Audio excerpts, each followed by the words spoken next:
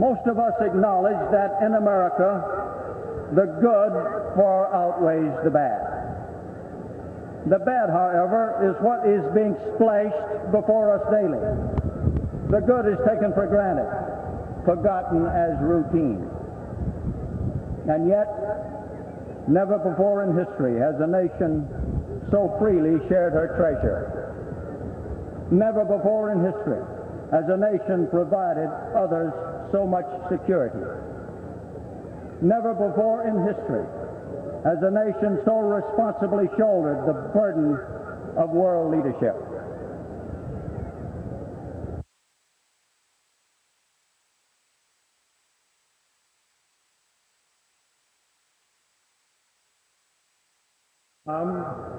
And organized one of the greatest military 1,000 troops, General William Westmoreland.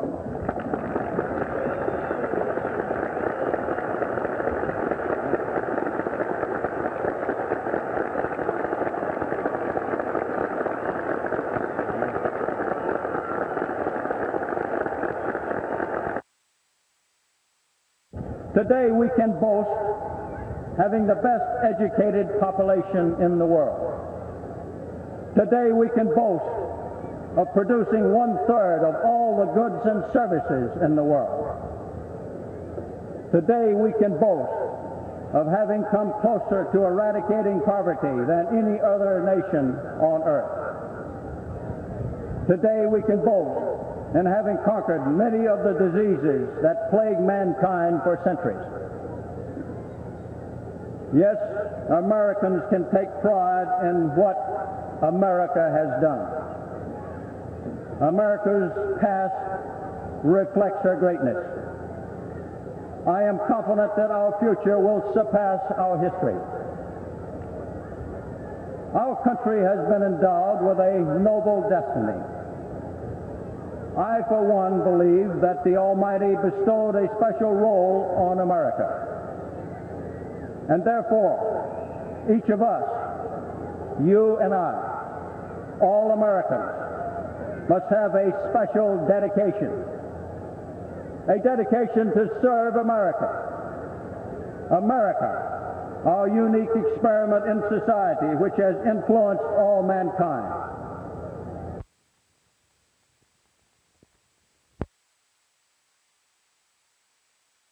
Some would have us believe that responsible leadership has disappeared from our society, that anarchy has been unleashed, that rational restraints have collapsed. I do not believe this. However, strong leadership is resented and is being challenged by elements within our society. Certain groups are trying to weaken rather than strengthen our nation. The Saturn V rocket, which will boost Apollo 11 off the launch pad and toward the moon, is put together inside the Vehicle Assembly Building at the Kennedy Space Center.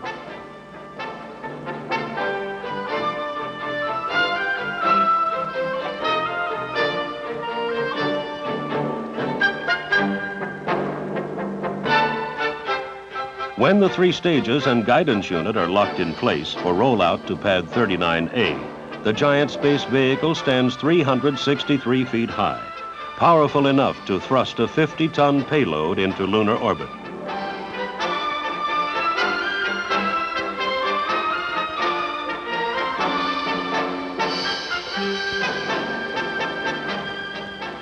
Reflecting on this first moon landing, one of the men most instrumental in the development of the Saturn V, Dr. Werner von Braun. Well, Apollo 11, our first attempt to land on the lunar surface, is of course the climax of many years of determined efforts. We decided pretty early in the Apollo program to tackle the final Apollo lunar landing mission piecemeal. We tackled it about like a mountaineer would tackle a never-climbed mountain, rather than going up there in one sweep all the way from the valley to the peak. He would set up base camps at various elevations and make the final assault to the summit from the highest base camp. Apollo 10, our recent flight with the LEM into lunar orbit, was the highest base camp that we could ever hope to establish short of lunar landings, so we feel we are in every respect ready to go. And I'm very confident that Apollo 11 will be a success.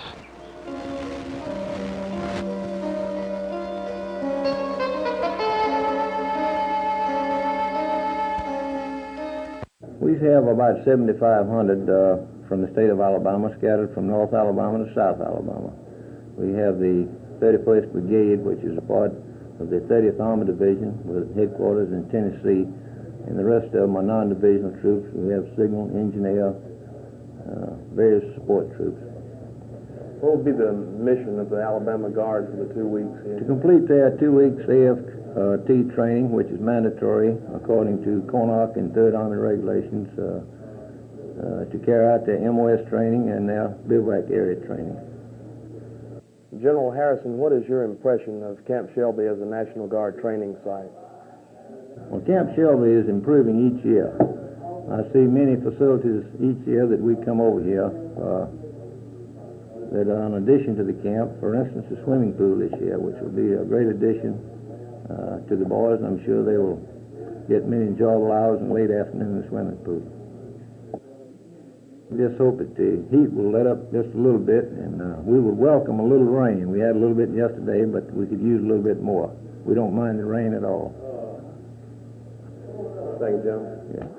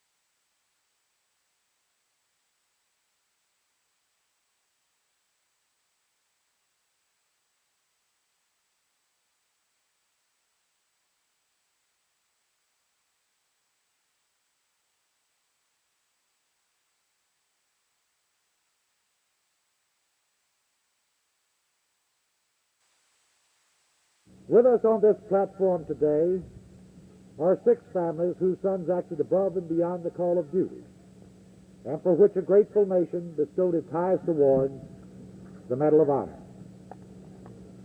All in all, 23 Alabamians have been awarded the Medal of Honor, and nearly half were given posthumously. This simple recitation of facts speaks volumes for the patriotism and love of country which grows as naturally in Alabama as the southern pine and the camellia. It seems to me that in years past we used to show our patriotism on a greater scale than we do today. Then flag waving was in style and not considered corny or unsophisticated. I am not sure that we are less patriotic today, but we do seem less willing to display our patriotism openly. I think that all of us who prize freedom and love our country should be less self-conscious about showing it. I should like to see an outward show of patriotism fashionable once again, not the pseudo-patriotism of the strident, self-seeking extremist who impugns the character of our public officials, undermines our institutions, and makes a mockery of the basic values for which this country stands, but the true patriotism of the decent, honest, sincere American who can be counted on to serve and defend his country selflessly and without fanfare in triumph or adversity.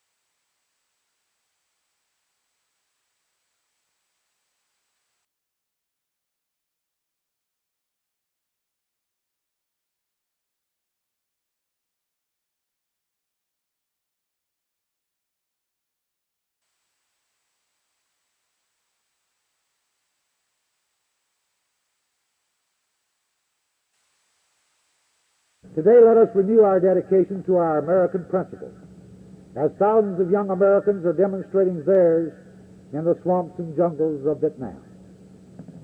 To keep faith with our founding fathers and the Alabamians whom we honor here today.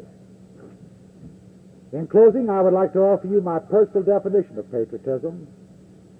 Patriotism to me is a simple, sincere affection for one's country. Today, let us express our patriotism with pride and affection for the United States of America and take our stand unflinchingly for the cause of freedom.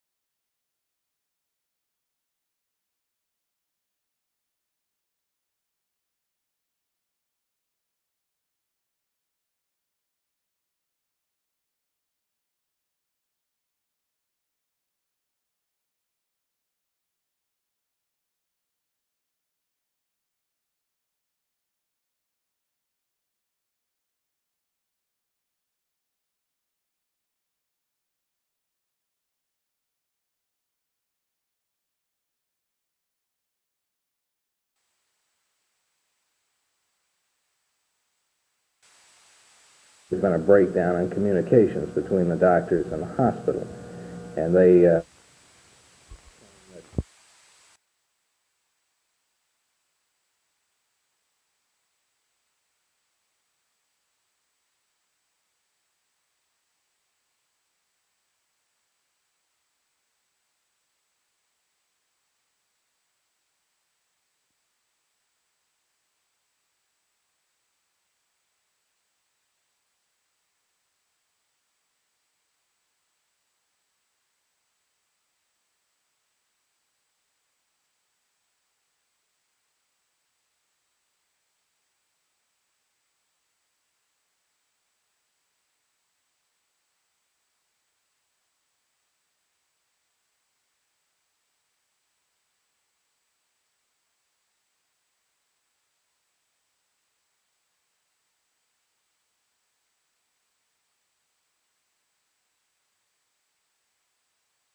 Well, if it is not extended at all by August 6th of next year, it will expire.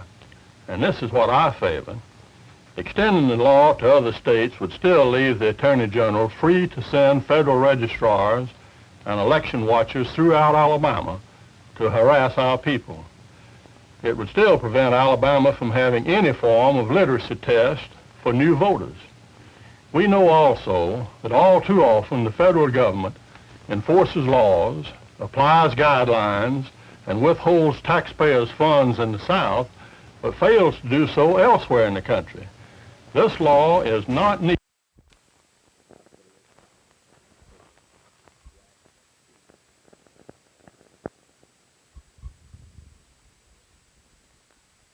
We don't believe that we have been dragging our feet. If anybody knows anything about construction work, it just takes a long time, first of all, to get plans on paper, and secondly, to have plans approved by the public health. Mr. Clay Dean could vouch for this. Our last plans have been approved. The date was 27th of April, and actually we didn't get it into our hands on 2nd of May. So that was one reason why construction has not started on the outside. So in that respect, I don't think that St. Jude's it could be said that St. Jude has not acted in good faith, because they have done everything that they possibly can to get this building under construction and going up. It's a difficulty for us as well as it is to anybody else to see these patients coming in here and in great numbers and not be able to give them what they really need to have. What are the construction plans? What do you have envisioned? And we had been waiting, you see, for the city and county to sign a contract with the hospital so that we could go ahead and have some kind of assurance that we are going to continue as an emergency service to the community for another year. And since this contract has been signed by the city and county officials, we are going to go ahead with our construction. When do you think construction will begin? Well, again, you see, there was this was hinging upon the contract, and it was just signed by the city, county, and Monsignor Mulaney in the city of St. Jude. So I imagine that construction will be imminent any day now. And when would you hope it would be completed? They tell us that construction will be, if it starts now, it will be through in 3 months, which would give it right on October 1st.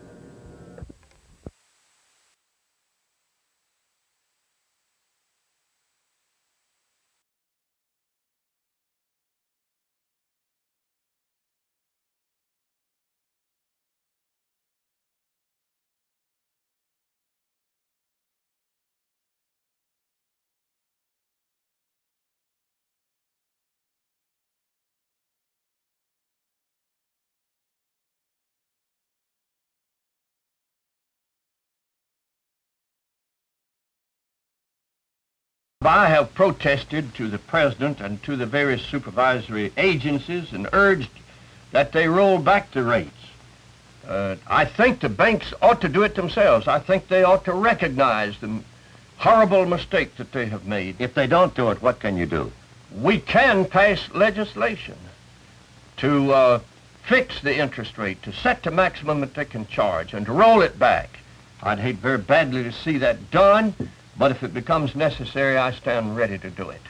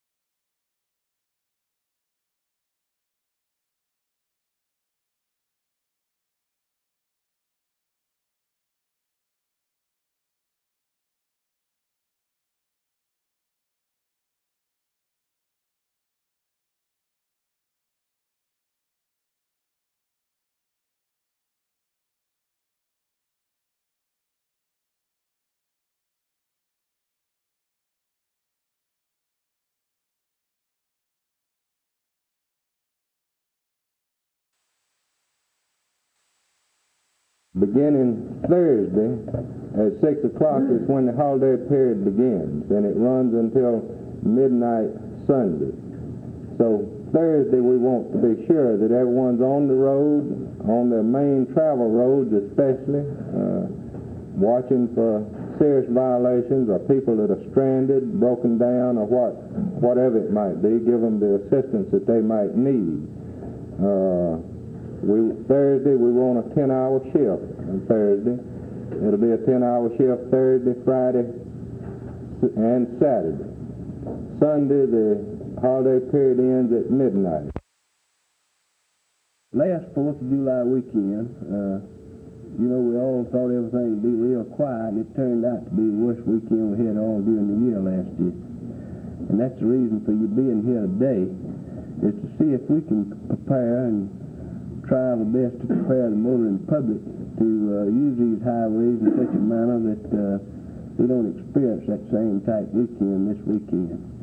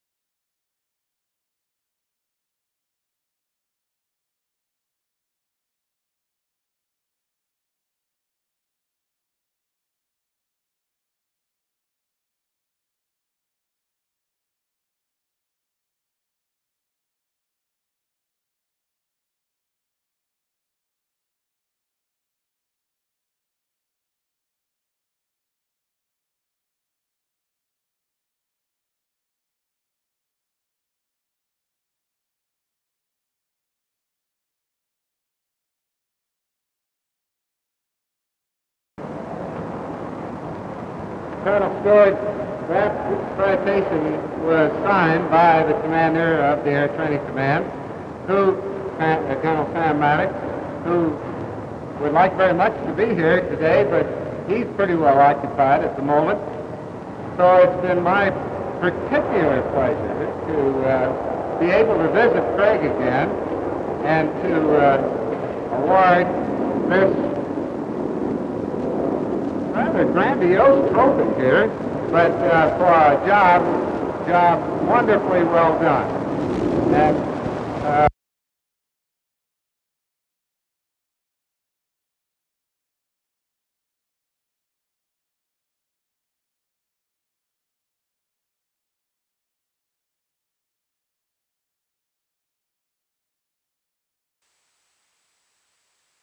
we surgeons in the trauma surgery group feel that we have been working with St. Jude's and the city and the county for a year, and there have been certain conditions and facility changes which we have asked, and we feel that over the period of a year that these have not been met, and we feel that the facilities with which we work out at St. Jude's, representing the city and the county of Montgomery, are not what we want to work under, and we feel that the plans for changing these facilities are